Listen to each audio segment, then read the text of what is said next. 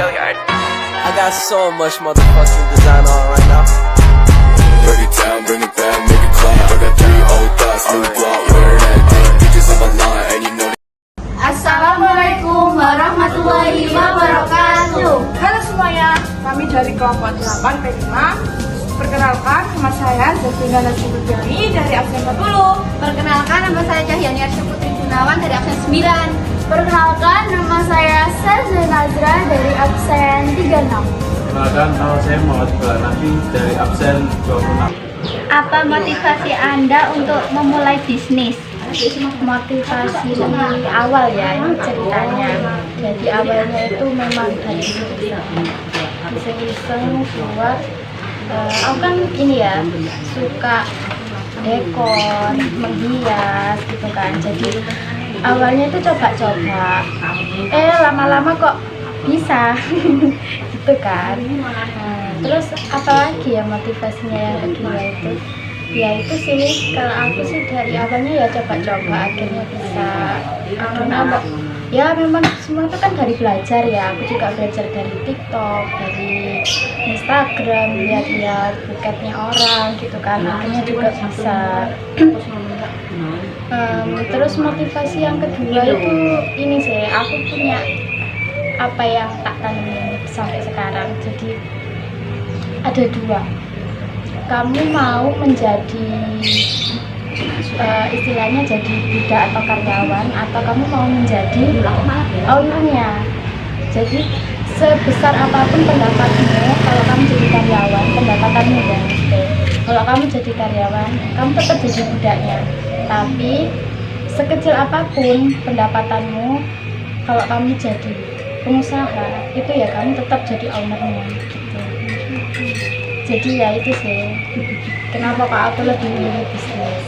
Tapi ya tetap kalau buat kamu nanti ya tetap, kalau misalnya kamu mau kerja ya tetap kerja.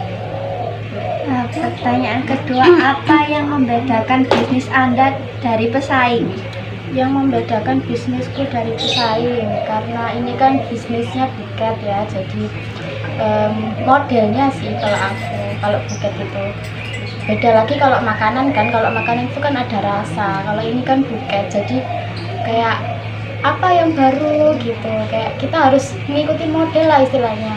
Kayak buket yang baru itu yang model Korea gitu kan. Ada lagi buket yang kupu-kupu, ada lagi buket yang bunga, ketambahan buket coklat gitu. Jadi ada pembaruan lah, jadi buket kita itu lebih terbaru dari orang-orang gitu. Akhirnya orang itu lebih cenderung ke kita gitu. Ini model baru ya, ini model yang update gitu. Jadi itu juga sih yang membedakan. Pertanyaan ketiga, bagaimana Anda mengatasi tantangan terbesar dalam menjalankan bisnis Anda? Tantangan terbesar, kalau tantangan pengusaha itu ya memang dari sepi sih. Kadang gitu kan, apalagi kalau buket itu kan nggak setiap hari ada gitu kan, kadang ada kadang enggak, apalagi kadang gitu juga event-eventan gitu kan. Terus kadang gitu sebulan rame, sebulannya nggak ada pendapatan gitu. Jadi ya tantangannya itu sih. Pertanyaan keempat, apa strategi terbaik Anda dalam meningkatkan penjualan? Strategi terbaik kalau menurut aku sih rajin, harus rajin. Soalnya setiap pengusaha itu ya memang harus rajin, utuh. Nggak bisa kalau usaha itu kayak cuman aku kepengen, terus cuman kepengen aja tapi nggak ada usaha gitu. Kayak kamu mau usaha makanan misalnya, kamu juga harus gimana caranya usahamu ini dikenal oleh banyak orang gitu. Entah kamu jadi ini promotor, promosi produk kamu gitu. Dan promosi pun itu juga nggak cuman kayak 1 minggu sekali gitu, enggak. Jadi promosi itu kayak setiap ini ada event ini gitu ya. Misalnya kamu jual makanan atau jual buket gitu kan ya. Kalau aku jual buket kan ya. Ada event di ini wisudaan gitu, jadi posting kita harus update gitu, kayak cari-cari info ada event apa di mana gitu, terus model-model terbaru itu bukan apa aja gitu. Harus ada ya. Kalau usaha itu yang penting itu promosi sih kalau usaha itu. kelima, apa yang Anda anggap sebagai kunci kesuksesan dalam bisnis? Kunci kesuksesan ya itu tadi sih, kuncinya pengusaha itu ya dari situ, promosi. Kalau promosinya enak, maksudnya itu lancar gitu ya, ya usahanya pasti lancar, pasti dikenal banyak orang gitu. Jadi semua itu memang dari awal ya, memang dari awal kita juga sama-sama belajar gitu kan. Aku juga belajar gitu masih jadi apa yang kurang dari aku tetap tak kembangkan gitu. Misalnya aku kurang dari promosi gitu, oh iya berarti aku harus mengembangkan promosi gitu. Soalnya kalau apa ya, kunci kesuksesan itu ya itu sih dari pengusaha itu. Jadi kita itu harus promosi, kemudian yang kedua itu juga harus rajin, rutin gitu. Nggak bisa usaha itu kayak kamu ingin jual makanan, ingin jual buket, hari ini jual besok enggak, hari ini jual besok enggak bisa kalau kayak gitu, harus rajin ya. Betul. Pertanyaan ke-6, bagaimana Anda membangun tim yang sukses? Nah ini sih, kalau aku kan masih belum punya tim ya, jadi ya masih perorangan gitu kan, karena ini kan unitnya kan masih kecil gitu kan. Memang rencananya mau buka toko gitu, tapi ya nanti gitu kan. Kalau sekarang ini kan masih belum, jadi sementara ini masih perorangan dulu, belum ada tim. Pertanyaan ke-7, bagaimana Anda mengukur keberhasilan bisnis? Kalau mengukur keberhasilan bisnis itu ya, kunci bisnis itu dari untung apa rugi. Kalau kamu untung berarti itu berhasil, kalau kamu rugi berarti itu gagal gitu. Kalau usaha itu seperti itu, jadi kamu bisa mengukur keberhasilan usahamu itu dari seberapa kamu untung gitu, dan berapa modal yang kamu keluarkan, apakah modal itu sebanding dengan untungnya gitu. Kalau misalnya sebanding ya it's okay, kamu berarti berhasil gitu kan di usahamu. Kalau misalnya keuntunganmu itu nggak seberapa atau rendah, minim gitu ya, coba kamu cari apa yang kurang gitu, apa yang membuat modalmu itu terlalu besar kah atau gimana gitu, atau memang pendapatan selama ini memang kurang gitu. Jadi harus digali lagi, kenapa kok bisa seperti ini gitu. Kalau usaha itu seperti itu, jadi kita itu harus sama-sama belajar gitu ya, apa yang kurang dari usaha kita, terus dipelajari terus. Kayak aku dulu ya, setiap kali kayak aku ikut-ikut gitu, juga oh ini ya sekarang itu yang laku itu yang ini gitu, oh berarti peminatnya di sini tuh lebih ke ini gitu, misalnya ke buket snack gitu. Kalau di UPN kemarin itu kan aku di UPN juga, oh ternyata itu cenderungnya lebih ke buket uang gitu. Jadi dari situ kan juga belajar gitu, oh berarti lain kali, lain waktu kalau aku ke event-event wisudaan di UPN mungkin gimana gitu, aku juga harus menyesuaikan gitu lingkungan pasarnya itu gimana. Kalau misalnya lingkungan pasar lebih cenderung ke yang disukai minatnya mereka, ya kita juga mengikuti minat mereka gitu. Jadi kalau usaha itu kita harus belajar, terus belajar. Nggak cuma buket aja sih kalau menurutku ya, tetap kayak makanan, minuman itu tetap sih. Jadi kita itu harus tetap melihat apa ya, minat dari masyarakat juga gitu. Masyarakat lebih cenderung kemana, misalnya kamu jual minuman gitu ya, masyarakat lebih cenderung ke rasa apa gitu. Misalnya kelompok orang ini dia lebih cenderung ke red velvet mungkin ya, red velvet. Nah kamu juga harus menyesuaikan, menjadi pengusaha itu harus jadi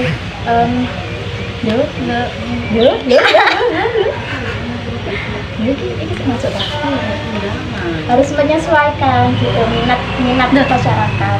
Kan tadi ngomong bisa dipotong sih ya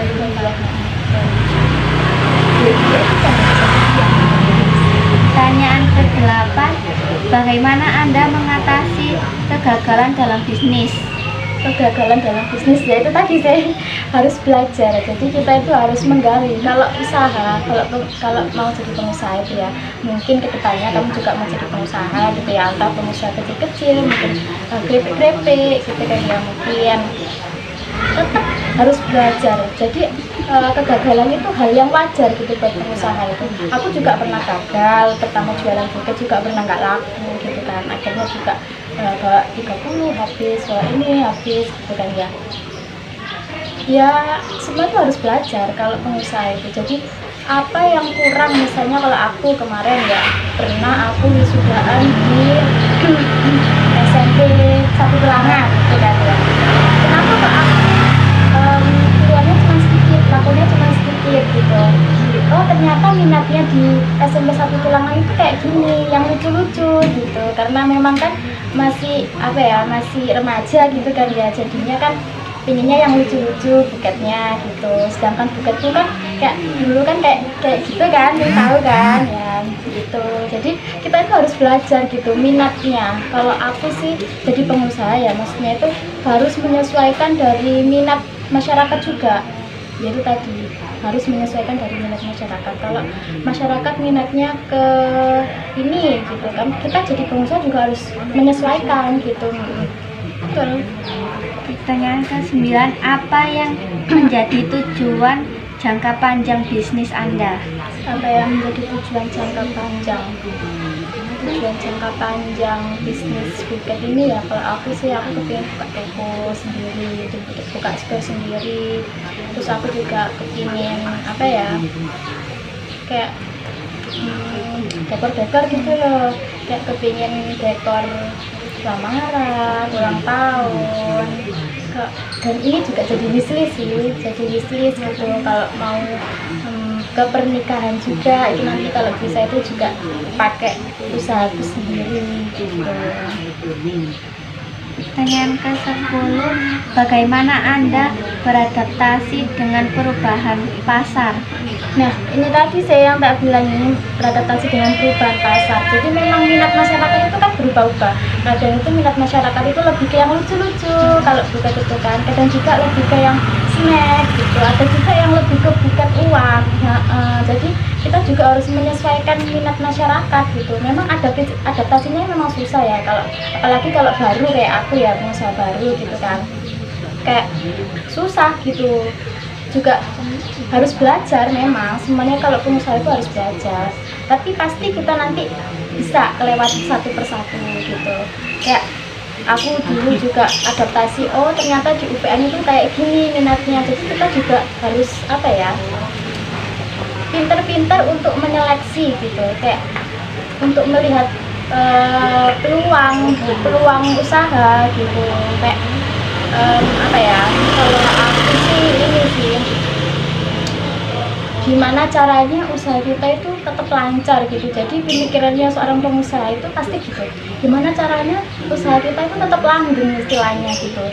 Nah dari situ kita pasti ini kan, cari kan gimana caranya akhirnya salah satu caranya itu yaitu beradaptasi dengan ini lingkungan pasar, perubahan pasar itu.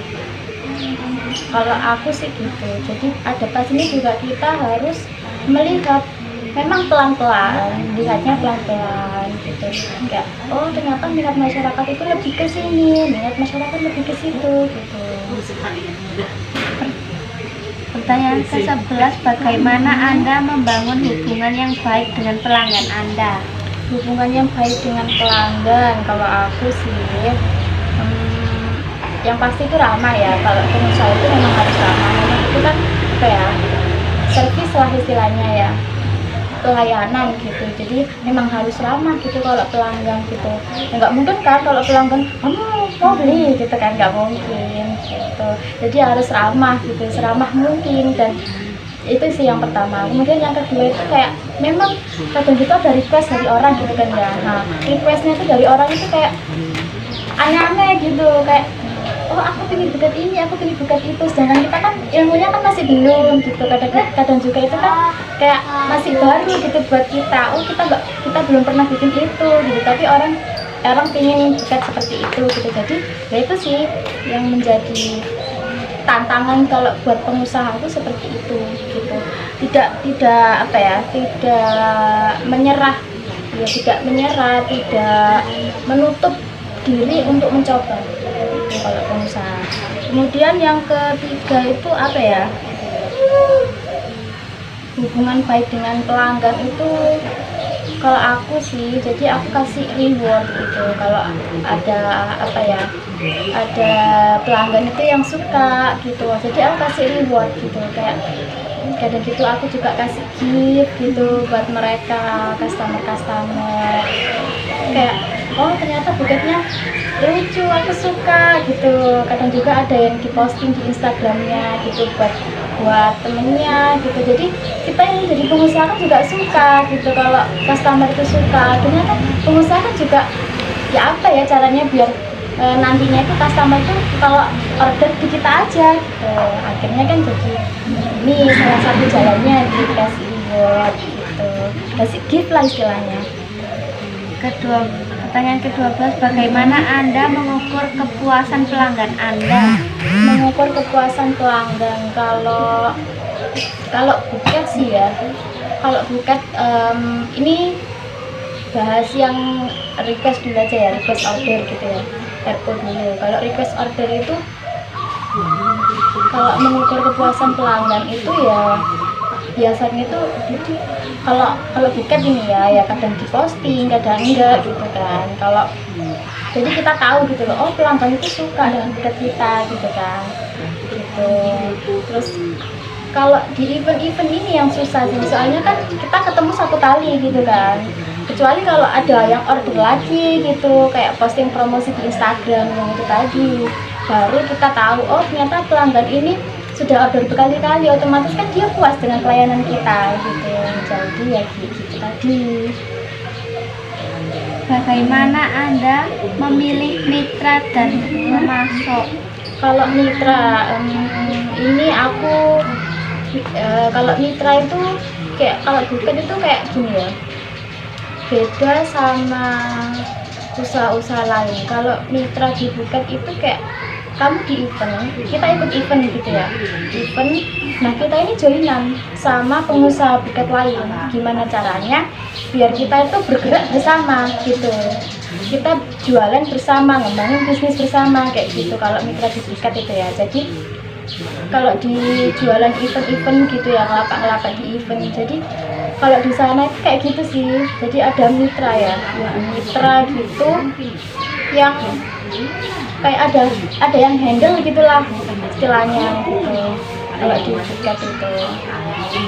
Terus kalau pemasok itu, kalau aku sih jadi pengusaha pasti cari yang murah kan, kalau cari bahan baku gitu.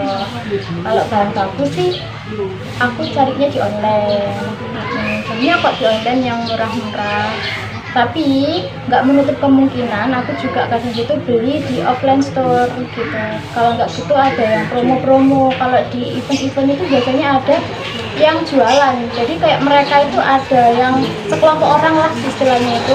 Nah dia itu kayak jualan barang-barang lebih murah lagi gitu daripada di online. Jadi otomatis kan siapa sih yang nggak mau jadi pengusaha gitu kan, dapat bahan baku yang lebih murah gitu. Bagaimana Anda mengelola waktu Anda untuk memastikan bisnis Anda sukses? Mengelola waktu ya, kalau UMKM itu sih ini sih, kalau jadi pengusaha itu ya istilahnya tuh 24/7 tuh. Jadi nggak ada waktu gitu, apa ya, nggak terbatas lah istilahnya pemikirannya itu. Jadi kayak kalau perusahaan itu kan, kalau kita ikut orang jadi karyawan di perusahaan itu masuk jam 8, jam 7 gitu ya, pulang jam 5. Kalau jadi pengusaha itu kita harus putar otak 24/7 itu tadi. Jadi kayak setiap hari kita juga harus putar otak gitu loh, gimana caranya biar bisnis kita itu langgeng, lancar gitu. Jadi nggak kenal waktu lah istilahnya kalau jadi pengusaha itu. Bagaimana Anda berinvestasi dalam pengembangan produk Anda?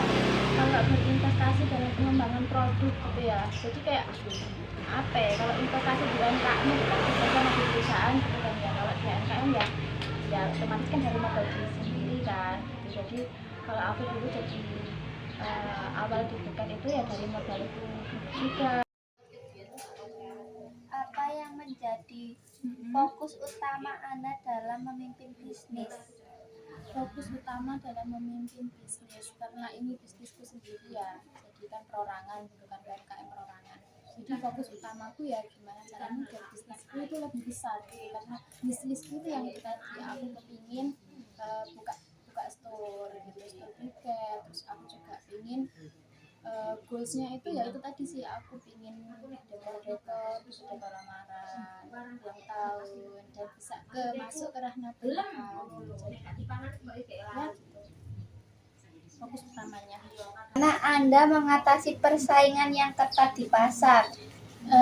Kalau buket itu persaingannya ketat banget. Jadi kalau misalnya kita, apalagi kita di event-event gitu ya, kalau kita open PO aja, kayak kita nerima request dari orang gitu ya, nggak seberapa lah istilahnya persaingannya.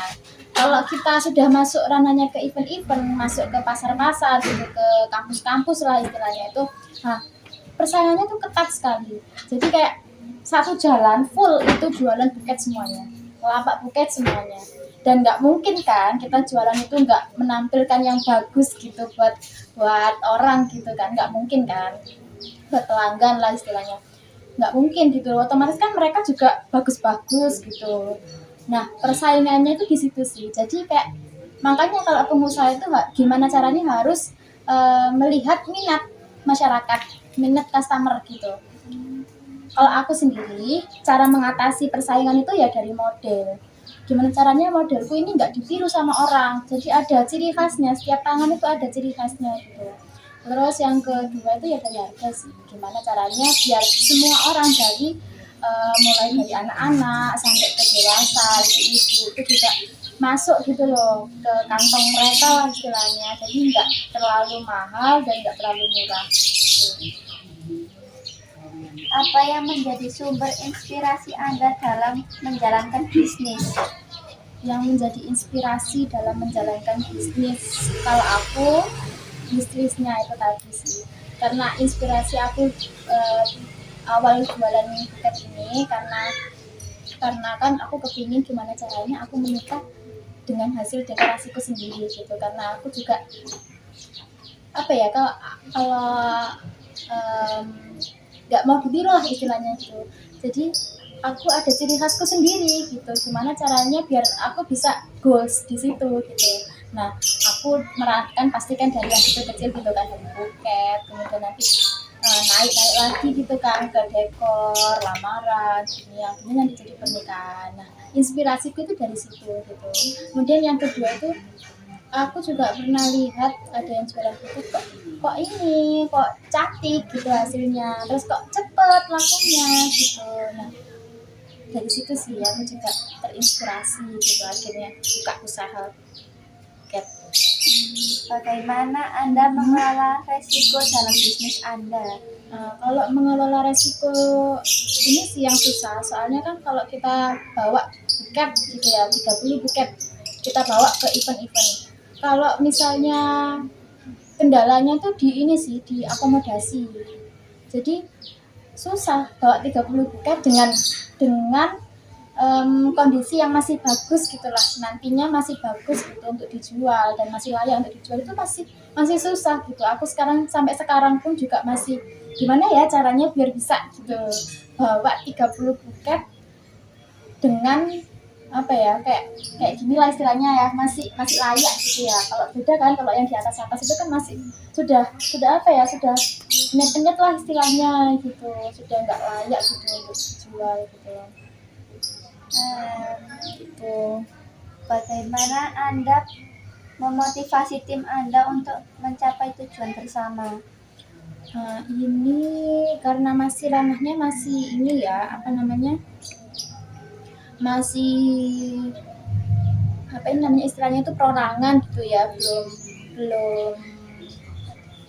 belum ada tim gitu. Jadi tujuannya itu ya itu tadi sih, aku cuman mau mencapai goalsku itu tadi gitu. Bagaimana Anda mengatasi masalah yang tidak terduga dalam bisnis Anda?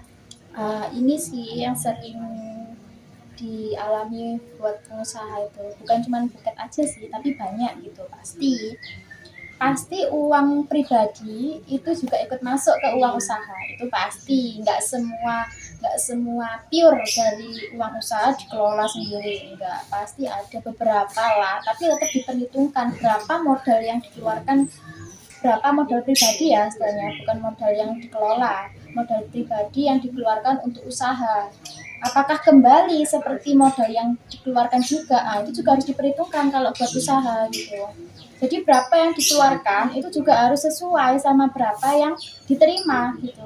Harus lebih kalau pengusaha itu. Berapa yang dikeluarkan harus lebih dengan berapa yang diterima. Kalau kurang berarti kan rugi. Kalau sama ya berarti nggak untung gitu.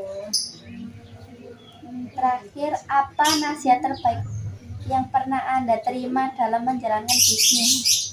Nasihat terbaik kalau jadi pebisnis itu ya harus banyak belajar yang itu tadi ya. Apapun harus dipelajari, entah itu editing, entah itu promosi, entah itu gimana caranya untuk melihat minat masyarakat, apa ya, peluang usaha, itu semua juga harus dipelajari. Jadi nggak menutup kemungkinan kita cuma belajar untuk gimana caranya menjualkan barang, enggak. Kalau pengusaha itu nggak boleh gitu. Jadi kita itu harus istilahnya membuka diri lah. Kita harus bisa editing juga bisa, promosi juga bisa gitu. Kemudian yang kedua itu juga ini sih, kalau usaha itu kita jangan melihat orang itu kok kayak gini ya, kok usahanya lancar aja, rame orang itu, apa kita jualan itu? Nggak boleh, kita tetap harus konsisten gitu. Istilahnya kalau pengusaha itu harus konsisten lah, kita jualan apa ya tetap ini yang dijual gitu. Dan gimana caranya biar kita bisa mengembangkan gitu loh, gimana kayak ternyata masyarakat itu lebih cenderungnya ke yang ini gitu. Jadi apa ya harus mengembangkan bisnis kita, jadi nggak stuck di situ aja. Itu sih nasihatnya. Jadi aku dapat itu dari ibu. Sekian dari kampung kami. Terima kasih. Wassalamualaikum warahmatullahi wabarakatuh.